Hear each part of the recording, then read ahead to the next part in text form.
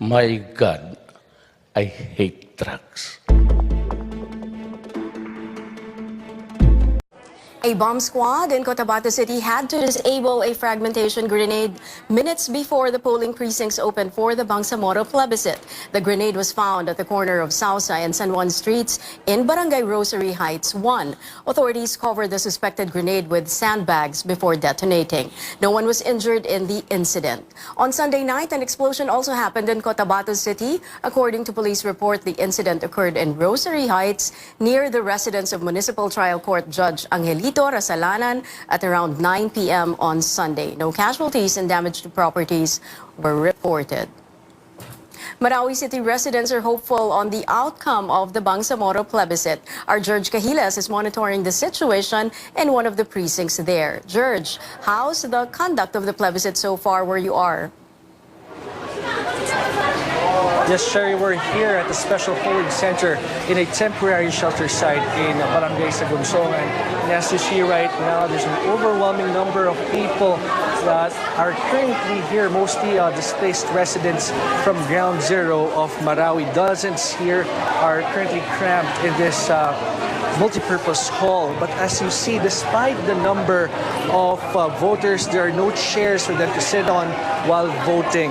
And the secrecy folders over there are just placed on the floor. That's why voters kneel, sit on the floor, or squat. This is the first time that I saw this while covering elections. And even here in Marawi City, during the past barangay elections, they provide chairs for the voters. But this is another scenario. Well, the situation here has been like this since this polling center opened past 7 in the morning. And Maranao Civic Leader Aga Khan Sharif had voted here earlier, and he said that he voted yes because of the belief that the Moro Islamic Liberation Front, under their leadership, they will prioritize the rehabilitation of Marawi City. We also saw some MILF members who also casted their votes in this polling center. Cherry. That is indeed quite unusual, George. You're reporting that there aren't even any seats for the voters and they have to squat or they have to write down their votes on the floor. You have videos showing that too. Apart from that, George, any other irregularities that you have observed? Well, so far, Cherry, we are still trying to clarify the public. As far as we know, each voter, after they voted, must be placed with indelible ink on their fingers. But we did not see that in some cases. But we need to verify with the public on the situation here on the ground. But as of the moment, we will verify and check that incident here at this polling center, Cherry. Thank you very much, George Cahilas there reporting from Marawi, where the plebiscite is already underway. A historic vote is now taking place in several parts in Mindanao. More than 2 million residents in Cotabato City, Isabela City, and the autonomous region in Muslim Mindanao will decide whether to ratify the Bangsamoro law, which allows the creation of the Bangsamoro Autonomous Region. This will replace the ARMM. The vote will also determine whether several towns in Lanao del Norte and North Cotabato will also be included in the new region. This landmark measure is seen to help resolve conflict and rebellion in the south. There are long lines of voters in Cotabato City after a precinct did not open on time. Our senior correspondent David Santos joins us now in Cotabato City. David, tell us what's happening there now.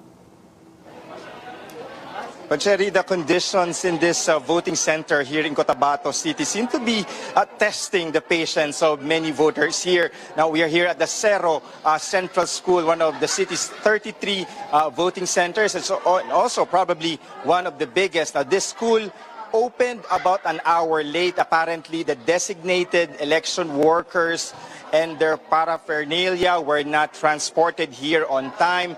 But crowds have gathered outside the gate as early as 6 a.m. So by the time this voting center opened at 8 a.m., security forces assigned here had difficulty putting order while letting people in. Now voters were asked to form several lines. They had to endure the long queues under the scorching heat. We even saw the elderly among those who had to line up. but authorities need to do this as a security measure since they are on heightened alert following last month's shopping mall bombing and last night's grenade throwing incident. Now, actually, there are about 27 clustered precincts here in Cerro Central School. We are getting word that from some voters here that at least 5 precincts have yet to open at this hour. It's already past 10 in the morning. So this includes the precinct of Maguindanao 1st District Representative by Sandra Sema.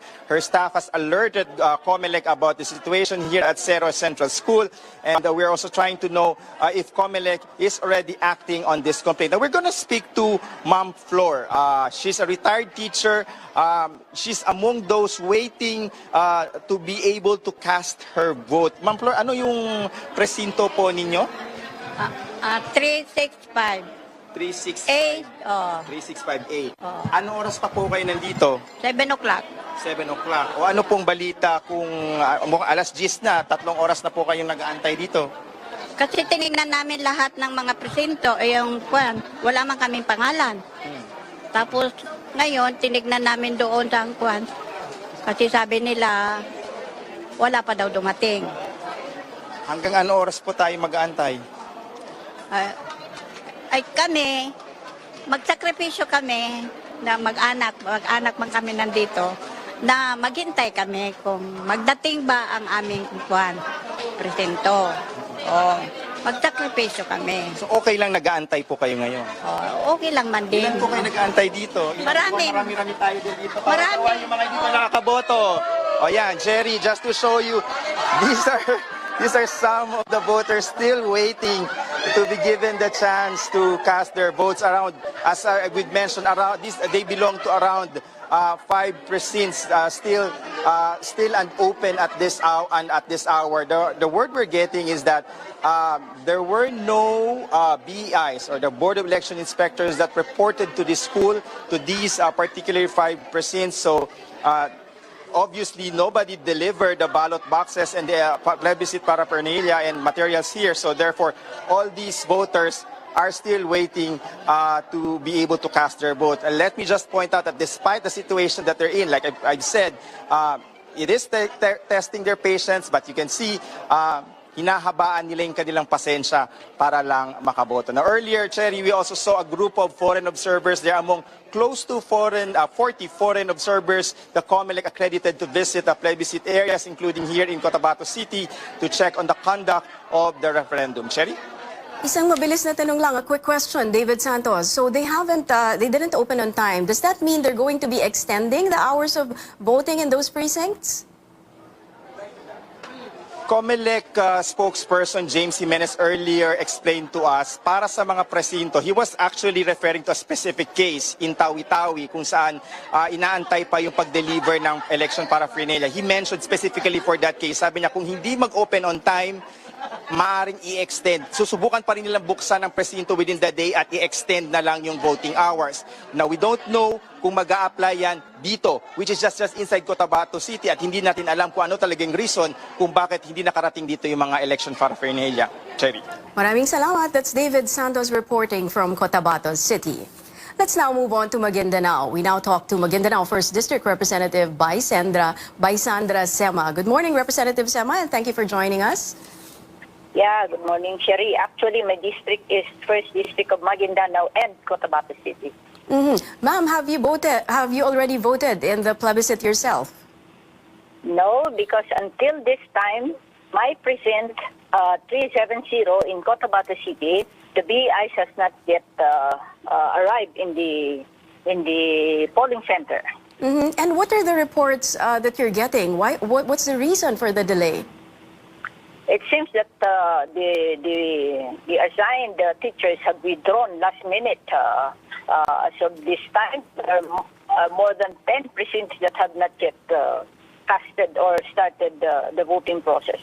From your sources, at the same time, there are reports that barangay officials are inside the polling centers and trying to stop those who are voting for yes in Cotabato City. So I was going to ask you to expound on that. Are there any specific incidents or reports of irregularities from your sources? Yes, in Barangay Baguados, the BIs and the ballot boxes have arrived, but the gate is still closed. And that is also the same thing with the Kalanganan 1, where the barangay officials are trying to block those people who have lined up as early as 6 o'clock in the morning. And there are also one report I received in RH10, where until this time, the voting process has not started because of the gates are still closed and not yet open to the voters. So this is early on, no? It's only 10 o'clock in the morning and we're receiving some reports like this. We have no idea how isolated reports like these are or irregularities are. What is your assessment so far and what is your forecast on the conduct of this election for the whole day today? Actually, we were surprised because Cotabato City is put under Comelec control and we are relying on that. But it seems that things still happen. Like the ones that I have narrated to you that are already we are really delayed in this voting. Actually, I'm already here, Sherry, and I'm trying to go to my precinct. And can I talk to you because I will have to look for my precinct and the BIs after this. Okay, I will try ma'am. to go to the city hall, okay? We will get an Sherry? update from you later. Thank you very much, you, thank you. Representative Sema.